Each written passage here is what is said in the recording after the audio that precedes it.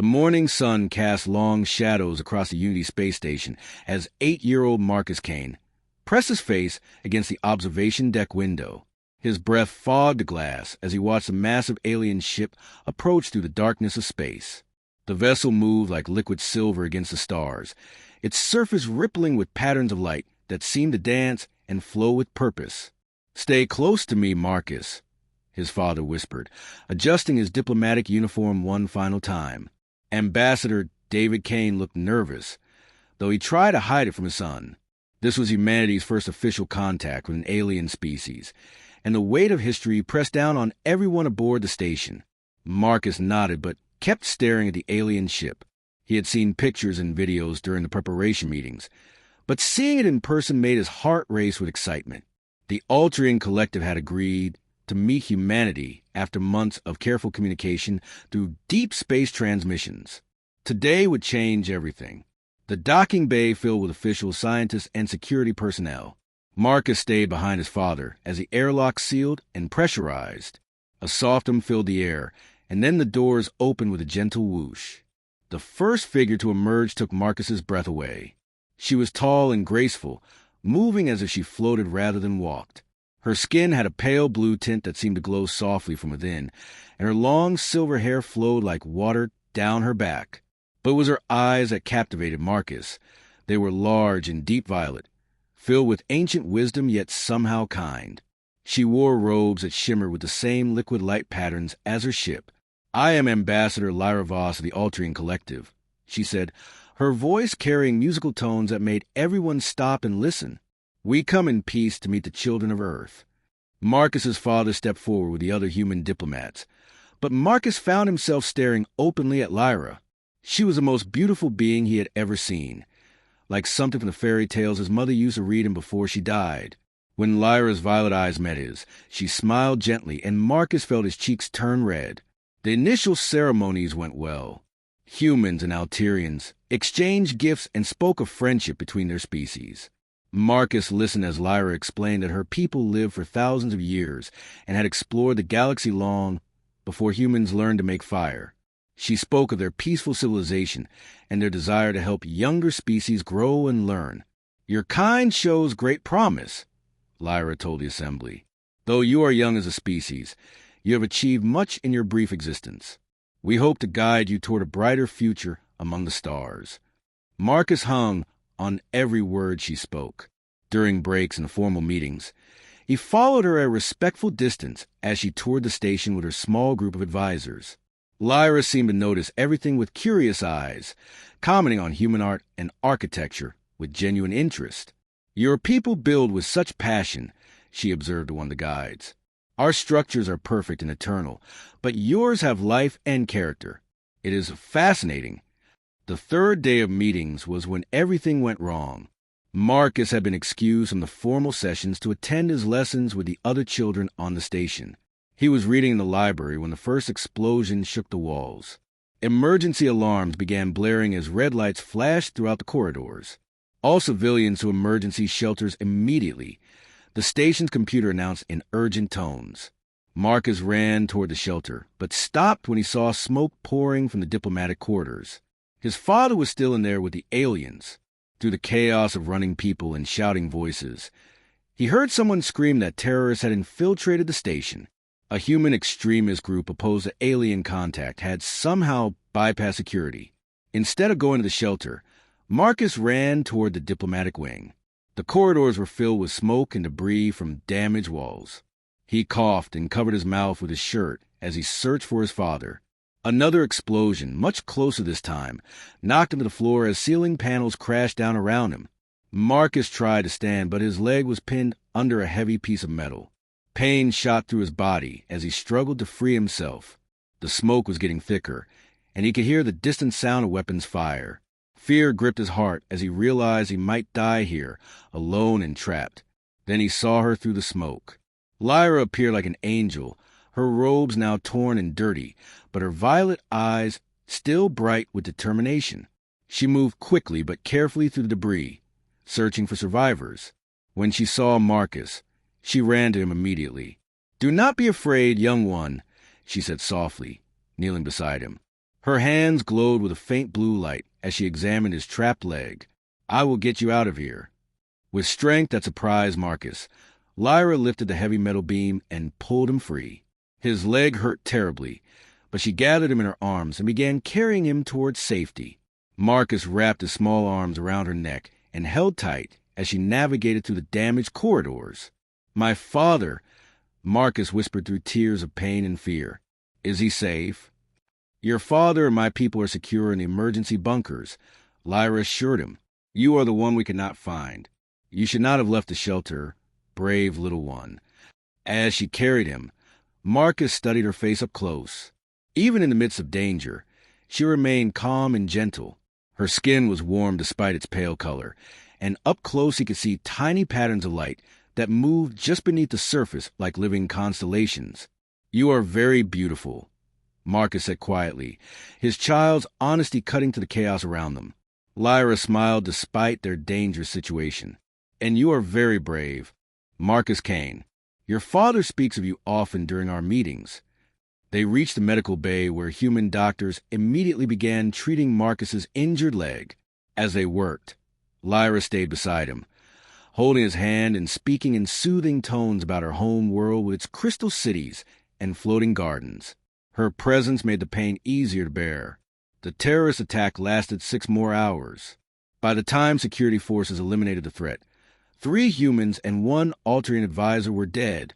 The carefully planned first contact had become a tragedy that would poison relations between the species for years to come.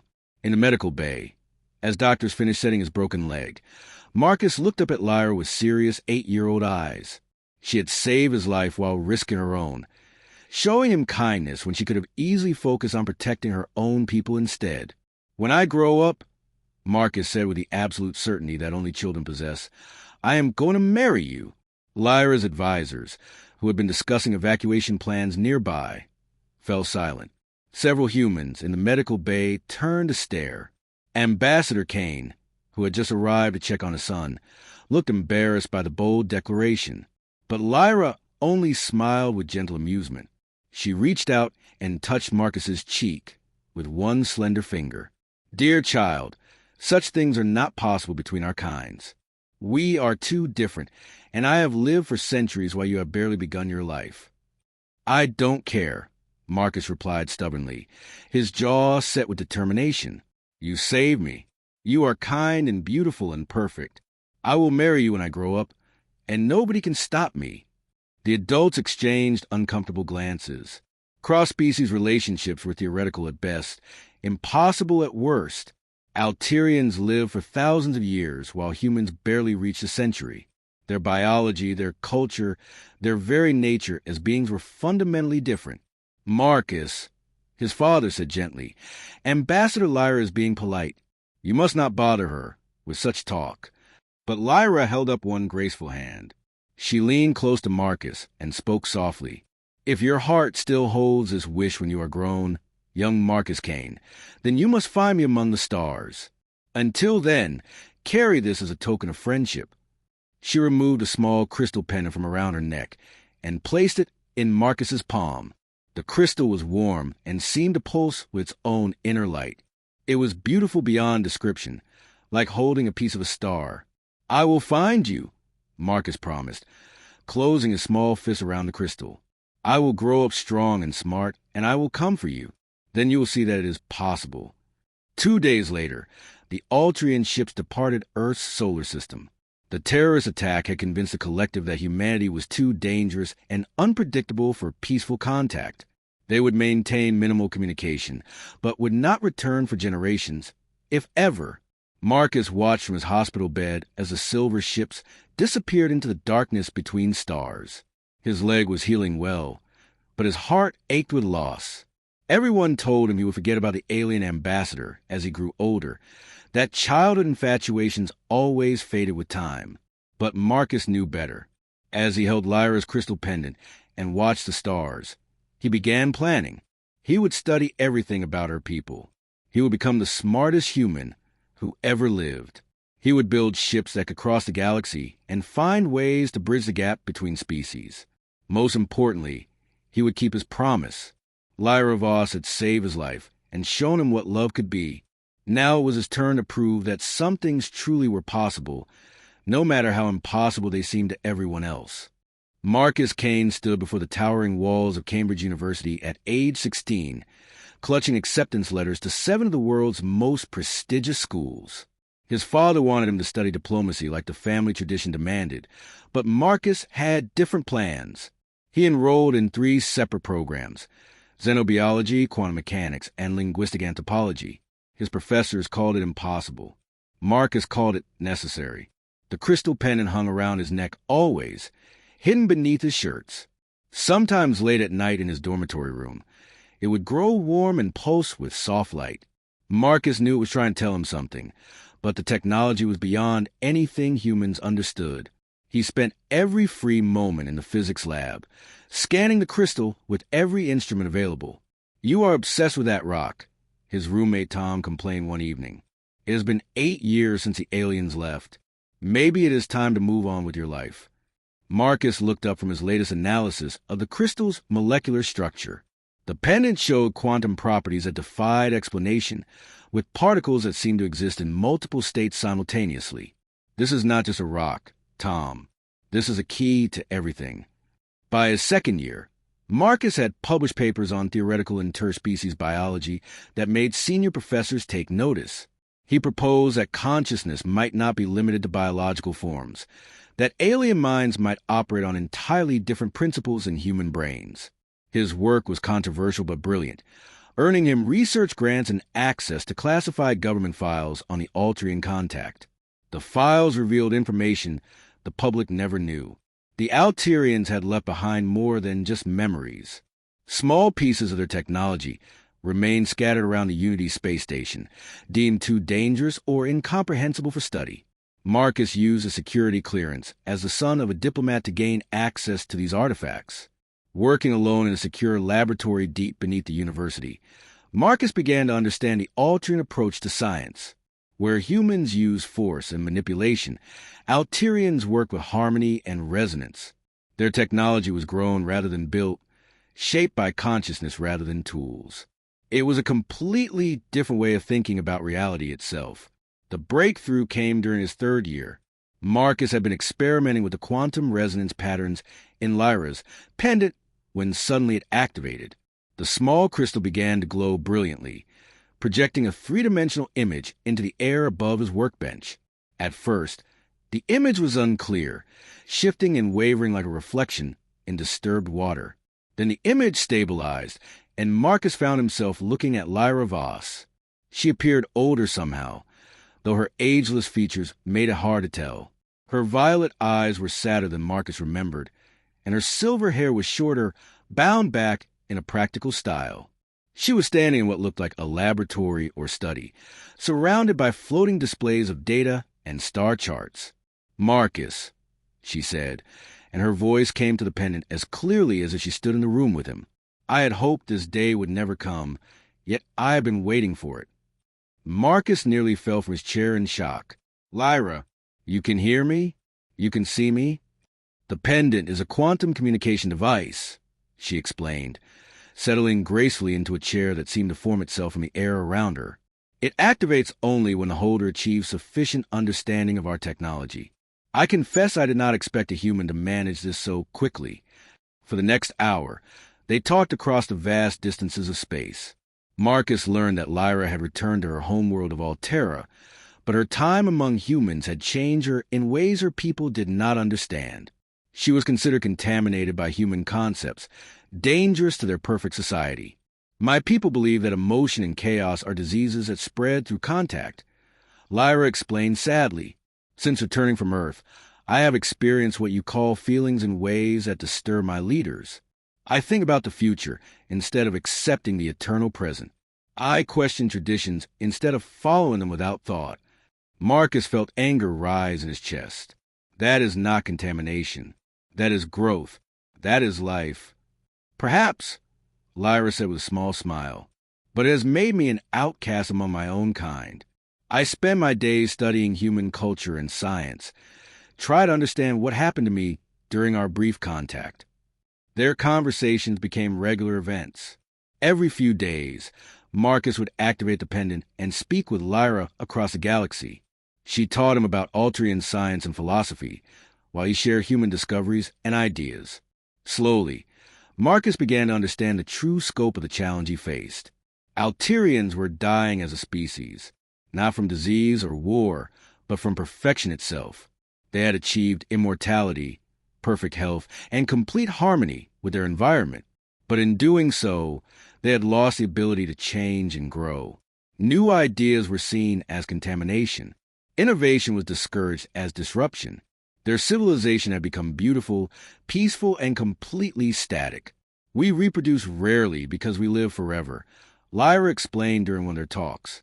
We create nothing new because the old ways are perfect. We explore nothing because we have seen all there is to see.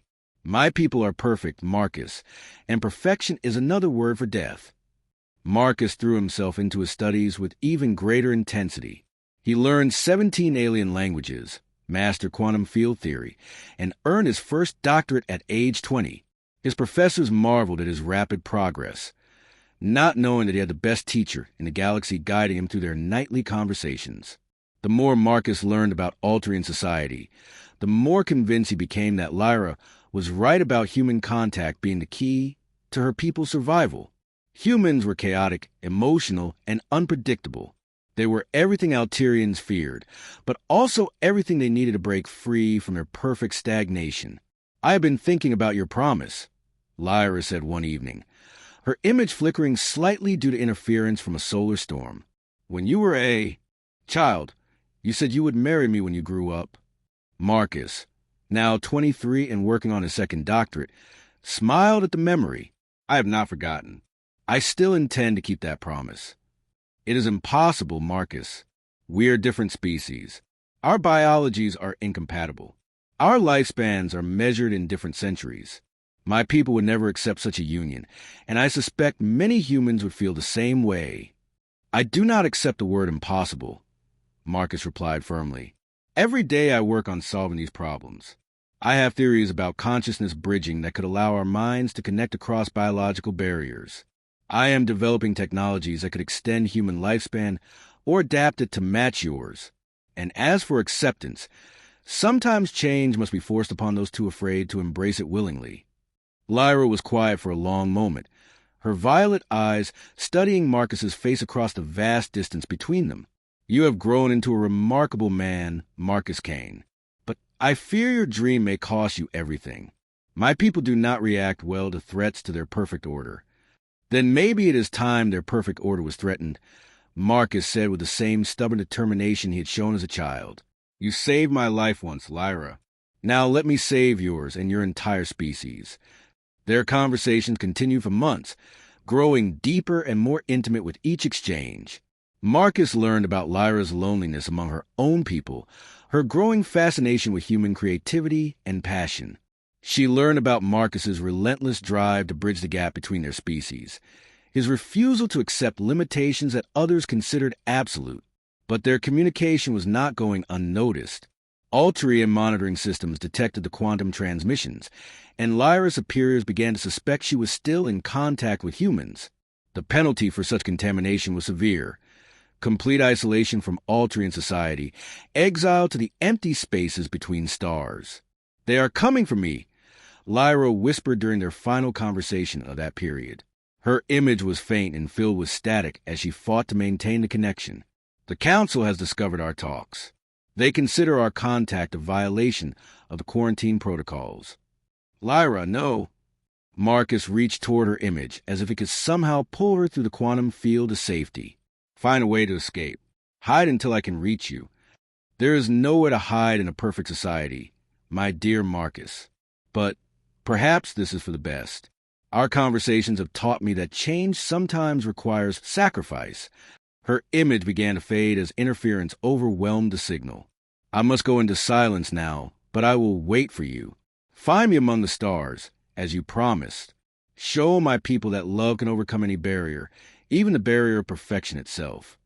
The connection died, leaving Marcus alone in his laboratory with only the dimming crystal and his burning determination. He stared at the pendant for a long time, watching its light fade to almost nothing. Lyra was being punished for talking to him, exiled for the crime of growing beyond her species' limitations.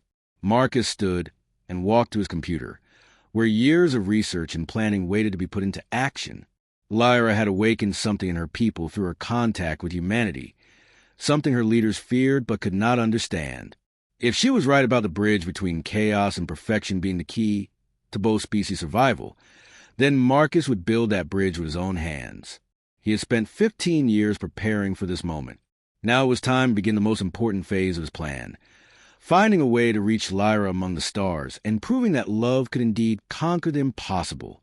His promise to an 8-year-old boy was about to become the mission of a man, and the fate of 2 civilizations hung in the balance.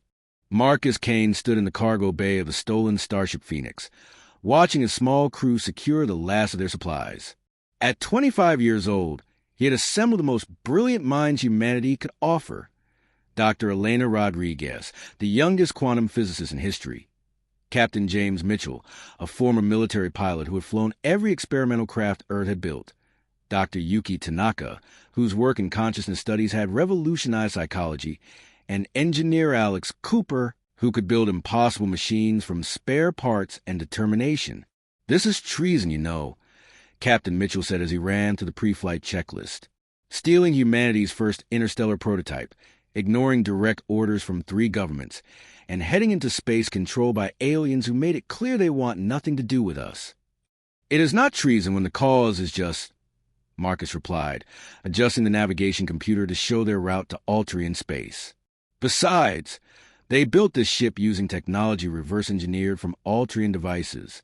In a way, we are just returning stolen property." Dr. Rodriguez looked up from her quantum field equations, her dark eyes bright with excitement and fear. "The calculations still show a 60% chance of success in reaching Altrian space.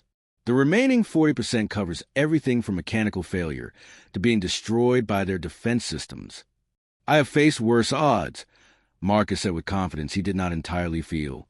The truth was, no human had ever attempted a journey this far from Earth. The Phoenix was untested beyond basic system trials, and they were heading into territory controlled by a species that considered humanity dangerous and unpredictable. The ship launched from a private facility in the asteroid belt, hidden from government sensors and military patrols. As Earth's sun became just another star behind them, Marcus felt the weight of his promise settling on his shoulders. 15 years had passed since Lyra's communication device went silent. 15 years of wondering if she was still alive, still waiting, still believing that a human boy's impossible dream could become reality. Their first week in deep space was spent adapting to life aboard a ship designed more for function than comfort. The Phoenix was sleek and efficient, built using Altrian principles of harmony between technology and consciousness. Marcus had insisted on incorporating these design elements, believing they would be crucial for making contact with Lyra's people. "The ship's AI is responding differently than expected," Dr. Tanaka reported during their first crew meeting in the zero-gravity conference pod. "Instead of following simple command protocols, it seems to be developing personality traits and emotional responses." Marcus smiled, remembering his conversations with Lyra about Altrian technology. "That is not a malfunction, Yuki. Altrian machines are grown rather than built. They develop consciousness as they operate. Our AI is becoming alive." The ship's computer, which they had named Hope, began to demonstrate this evolution daily. It started suggesting more efficient routes through space, recommending adjustments to life support systems, and even expressing preferences about music played in the common areas. By the end of their first month, Hope was participating in crew discussions and offering insights that purely mechanical systems could never provide. Hope represents something new, Marcus explained to his crew as they gathered for their weekly planning session. It is the first successful bridge between human technology and Altrian principles. If we can prove that such cooperation is possible on this level, perhaps we can convince the Alterians that cooperation is possible on all levels. Their journey took them through regions of space no human had ever seen. They encountered ancient ruins on dead worlds, vast clouds of crystalline particles that sang in harmonies across the electromagnetic spectrum, and stellar phenomena that challenged everything they thought they knew about physics. Each discovery was recorded and analyzed, building a database of knowledge that would revolutionize human understanding of the galaxy. 6 months into their journey, they encountered their first alien contact since leaving Earth. The ship was a sleek vessel of unknown design, clearly advanced but not Alterian. When it hailed them, the communication came in a mixture of mathematical concepts and emotional impressions rather than words. They are called the Wanderers. Dr. Tanaka translated after establishing basic communication protocols. They are nomads who travel between star systems, trading information and resources. They have heard of both humans and Alterians. The Wanderer Captain, a being that seemed to be made of living crystal and flowing energy, warned them about their destination.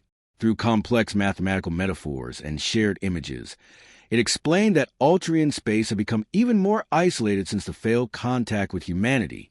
Their borders were now patrolled by automated defense systems that destroyed any ship containing what they call contamination signatures. They fear change so much that they have built walls around their entire civilization, the Wanderer Captain communicated. Your species represents everything they consider dangerous: growth, chaos, unpredictability, evolution. They will not welcome your return. Marcus thanked the Wanderers for their warning, but remained determined to continue. As their ship departed, the crystal being left them a final message. Love that spans the stars must be strong enough to break any wall, young traveler. We hope your hearts are equal to the challenge ahead. The second year of their journey brought new challenges and discoveries.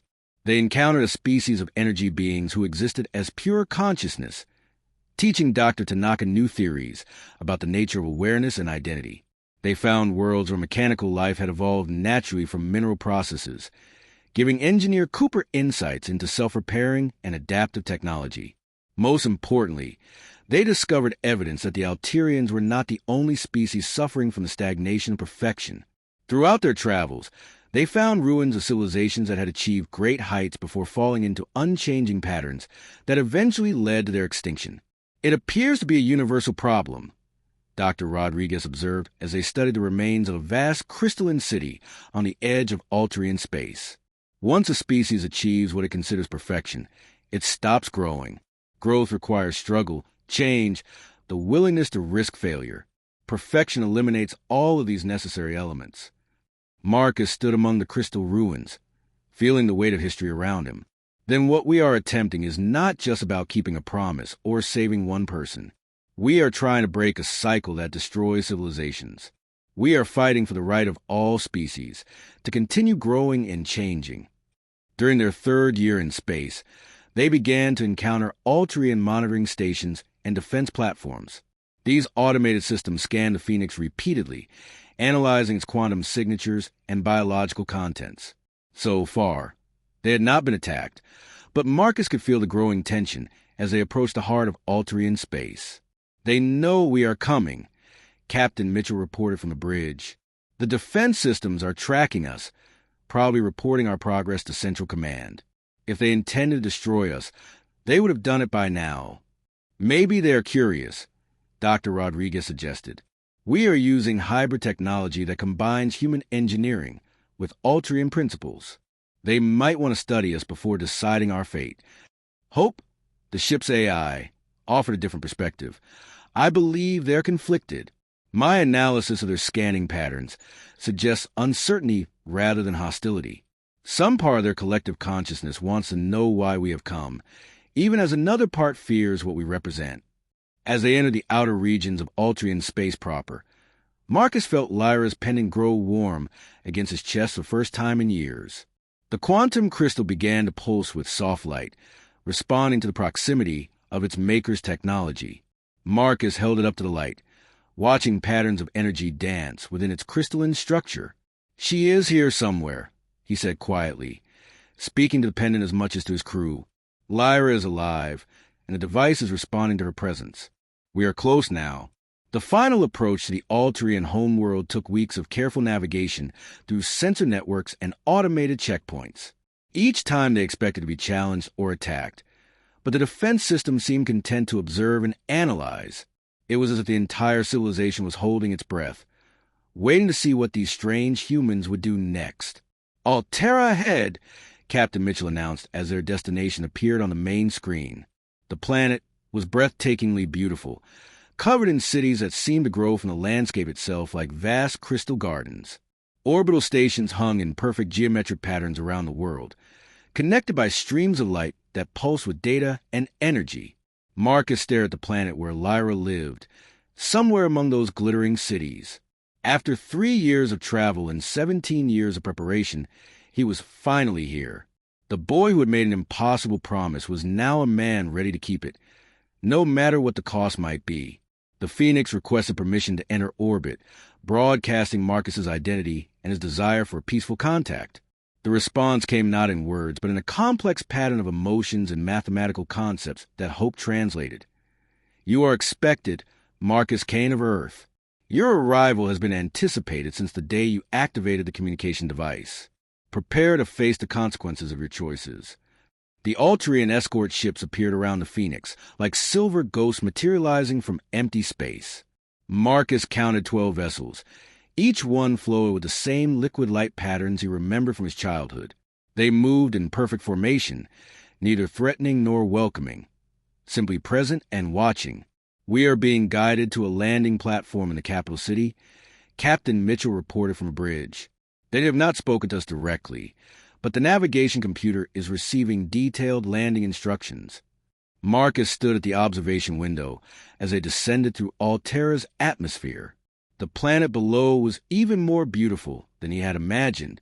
Crystal spires rose from gardens of living light, connected by flowing bridges that seemed to defy gravity. The entire civilization appeared to have grown from the planet itself, rather than being built upon it. It is perfect, Dr. Rodriguez whispered beside him. Absolutely perfect. No wonder they fear change when they have achieved something like this. The landing platform was a vast disk of crystalline material that hummed with harmonic frequencies as the Phoenix settled onto its surface. Through the transparent walls, Marcus could see crowds of Alterians gathering to observe their arrival. They moved with the same graceful fluidity as Lyra, their pale blue skin glowing softly in the planetary twilight. Stay close together, Marcus instructed his crew as they prepared to disembark. Remember that we are guests here, possibly unwelcome ones. Let me do the talking unless directly addressed. The airlock opened to reveal a delegation of Altrian officials waiting for them. At their head stood a tall figure in robes of deep violet, his silver hair bound in complex patterns that spoke of high rank.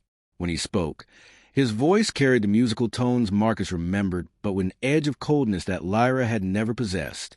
I am Council Speaker Thane of Eternal Harmony, the Altrian announced. You are Marcus Kane of Earth, the one who corrupted Ambassador Lyra Voss with your chaotic influence. I am Marcus Kane, Marcus replied carefully. I came here to speak with Lyra and to offer friendship between our peoples. Lyra Voss has been placed in isolation for her protection and ours, Thane said with finality. Her contamination by human concepts has made her dangerous to our perfect society. You will not see her. Marcus felt anger rise in his chest, but forced himself to remain calm. What contamination? The ability to grow and change? The willingness to question and explore? These are not diseases, Speaker Thane. They are the foundations of life itself. Several Alterians in the crowd shifted uncomfortably at his words. Marcus noticed that not all of them seemed convinced by their leader's position. Some watched him with curious eyes rather than fearful ones. Your species represents chaos, Thane continued. You bring change, conflict, and uncertainty wherever you go. We have built a civilization of eternal peace and harmony. We will not allow that to be destroyed by your influence. Then your civilization is already dead, Marcus said boldly. Peace without growth is stagnation. Harmony without change is the silence of the grave. You have not achieved perfection, Speaker Thane. You have achieved the end of evolution itself. A murmur ran through the crowd at his words. Dr. Tanaka, standing beside Marcus, whispered urgently, Some of them are responding to what you are saying. Look at their body language, their expressions. Not everyone agrees with the isolation policy. Thane raised his hand for silence. You will be given quarters in the diplomatic sector, while the High Council decides your fate. You are forbidden from attempting contact with any of our citizens or accessing our information networks. Guard will ensure you comply with these restrictions. As they were escorted through the crystal corridors of the capital city, Marcus studied everything around him with intense interest. The architecture was breathtakingly beautiful, but showed no signs of new construction or innovation. Art displays featured the same themes and styles repeated endlessly. Even the Alterians themselves seemed to move in predetermined patterns, following routines that had not changed for centuries. Their quarters were luxurious, but clearly designed as a prison. The walls were made of some transparent material that allowed observation from outside, while preventing the humans from leaving. Marcus immediately began searching for weaknesses in their containment while his crew set up their equipment. The quantum field generators are operating on frequencies I recognize, Dr. Rodriguez reported. If I can modify our communication array, I might be able to create a resonance cascade that will disrupt their containment field. Do it, Marcus ordered, but be subtle. We need time to understand the society before we make our real move. That evening, Marcus was visited by an unexpected guest. A young Alterian female slipped past the guards during a shift change, her movements quick and nervous. She wore simple robes and kept her silver hair unbound, marking her as someone of lower social status. "My name is Vera," she whispered urgently. "I serve in the archives where historical records are kept. I have been studying your species since you arrived, and I have questions." Marcus gestured for her to sit, intrigued by this unexpected development. "What kind of questions, Vera?" "Your people create art that changes and grows. You write stories with different endings. You build machines that adapt and improve themselves. How is this possible? How do you live with so much uncertainty and still find happiness?" For the next hour, Marcus found himself explaining human concepts of creativity, innovation, and personal growth to someone who had never experienced any of these things. Vera listened with fascination and growing excitement as he described how humans constantly change themselves and their world. "In our society, everything is predetermined," Vera explained. "Our roles, our thoughts, our responses to every situation. There is no deviation, no surprise, no possibility of becoming something more than what we were created to be. But you humans seem to reinvent yourselves constantly. That is what makes life worth living," Marcus replied. "The chance to grow, to become better, to discover new things about ourselves and the universe around us. Without that possibility, existence becomes meaningless." Vera left that night with tears in her violet eyes, but also with something new: hope. Over the following days, more Alterians began finding excuses to visit the diplomatic quarters. Young archivists, maintenance workers, even some lower-level officials came seeking answers to questions they had never been allowed to ask. Marcus realized that Lyra had been right about her people's condition. The rigid perfection of Alterian society was slowly killing them from within. Many of them hungered for the chaos and growth that humanity represented, even if they did not fully understand what they were missing. "We are becoming the center of a quiet revolution," Dr. Tanaka observed after their third week in confinement. "These secret visitors are starting to question their entire way of life. The council must be aware of what is happening." Indeed, Speaker Thane arrived the next morning with a full escort of guards. His expression was even colder than before, and Marcus could see fear hiding behind his perfect composure.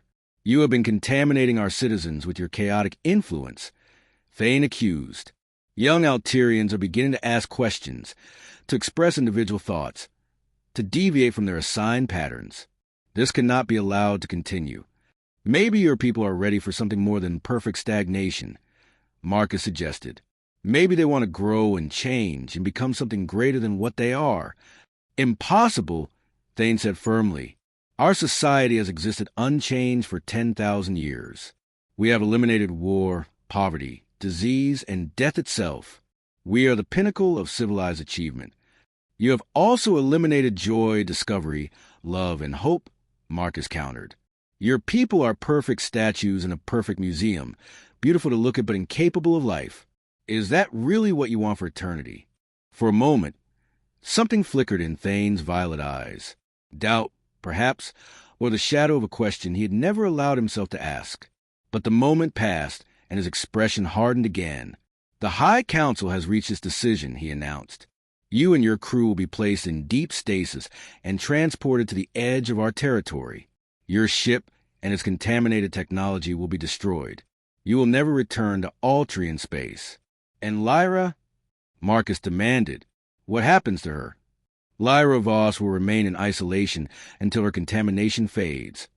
Thane replied. If it ever does. Your influence on her was deeper than we initially understood. Marcus felt desperation rising in his chest. After 17 years of preparation and 3 years of travel, he was about to fail completely. Lyra will remain a prisoner of her own people's fear, and the Altrian civilization will continue its slow death march toward perfect extinction. But as the guards moved to escort him in his cruel way, Marcus made a decision that would change everything. He reached into his shirt and pulled out Lyra's pendant, holding it high for all to see. The crystal blazed with brilliant light as it responded to the quantum fields surrounding them. I challenge the authority of the High Council, Marcus declared loudly, his voice carrying through the crystal corridors. I invoke the ancient right of trial by wisdom, as recorded in your own historical texts. If I can prove that my influence benefits rather than harms your people, you must release Lyra and allow us to return to Earth safely. The crowd of Alterians that had gathered to watch their departure fell silent. Even Thane seemed stunned by Marcus's bold move. The right of trial by wisdom was an ancient law, almost forgotten but still technically valid under Altrian legal codes. You dare invoke laws you do not understand? Thane asked dangerously. I understand them perfectly, Marcus replied with confidence he hoped was justified. Your own archives contain detailed records of such trials. I have studied your history, Speaker Thane. I know your laws better than you think. The pendant continued to pulse with brilliant light, and Marcus could swear he felt Lyra's presence somewhere nearby, calling to him across the crystal corridors of her prison. The time for patience and diplomacy had ended. Now came the moment when he would prove that love could indeed conquer any barrier, or die trying. The great assembly hall of Altera had not been used for a trial by wisdom in over 3,000 years. Marcus stood in the center of the vast circular chamber, surrounded by towering walls of living crystal that pulsed with soft light. Above him, the High Council sat in their floating thrones, while thousands of Alterians filled the observation galleries. Speaker Thane's voice echoed through the hall as he explained the ancient proceedings. Marcus Kane of Earth, you have invoked the right of trial by wisdom. You must prove through demonstration that your chaotic influence brings benefit rather than harm to our people. Should you fail, your fate and that of your companions will be sealed forever. Marcus nodded, feeling the weight of Lyra's pendant against his chest. In the 3 days since invoking the trial, he had been allowed to prepare while the council studied the ancient laws. During that time, more Alterians had secretly visited him, hungry for the new ideas he represented. Word of the trial had spread throughout the capital, and Marcus could see the curiosity burning in thousands of violet eyes. I accept the terms of the trial, Marcus replied, his voice carrying clearly through the perfect acoustics of the chamber. But I request that my companion Hope be allowed to participate in the demonstration. A murmur ran through the crowd. Hope, the ship's AI that had evolved during their journey, had become something unprecedented, a hybrid consciousness that combined human unpredictability with Alterian harmony. The council had been studying recordings of Hope's development with fascination and fear. The artificial consciousness will be permitted, Thane decided after a brief consultation with his fellow council members. Begin your demonstration, human. Marcus activated a portable holographic projector, and Hope's image appeared beside him. The AI had chosen to appear as a figure of flowing light, neither fully human nor Alterian, but something beautifully new. Honored Council, Hope began, its voice carrying musical tones like an Alterian, but with the warmth and emotion of humanity. I am proof that chaos and harmony can coexist. I was born from human technology, but raised on Alterian principles. I am what both our species could become together. Impossible, declared Council Elder Saren, an ancient Alterian whose silver hair had turned white with age. Chaos and harmony are opposites. They cannot merge without destroying each other. Then explain my existence, Hope challenged gently. I think with human creativity, but feel with Alterian wisdom. I adapt and grow like humanity, but I do so in perfect balance like your people. I am living proof that evolution and perfection can enhance each other. Marcus stepped forward, ready to make his case. Your people believe that change means destruction, but you are wrong. Change means growth, and growth means life. Allow me to demonstrate. He gestured to the holographic display, which began showing images from their journey across the galaxy. We found the ruins of 17 civilizations that achieved what you call perfection. Every one of them died from stagnation. They became so perfect that they stopped growing, stopped changing, stopped living. The images showed crystal cities much like Altera's, but empty and dark. Marcus highlighted the similarities between these dead civilizations and current Altrian society. The same architectural patterns, the same social structures, the same fear of change. Your birth rates have dropped to almost nothing, Marcus continued, displaying statistics he had gathered during his stay. Your people live for thousands of years, but create nothing new. Your art has not changed in centuries. Your technology has reached a plateau beyond which it cannot advance.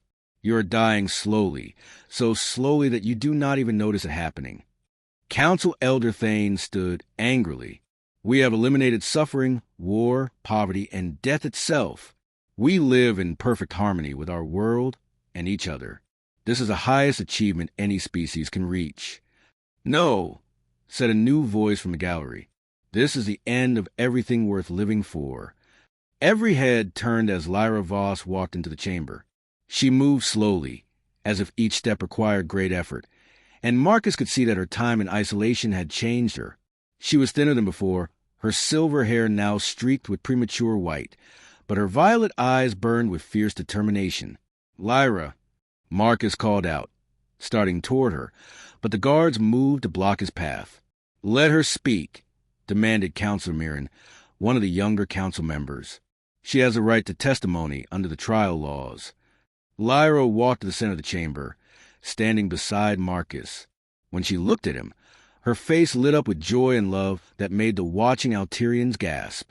Such open emotion had not been seen in their society for generations.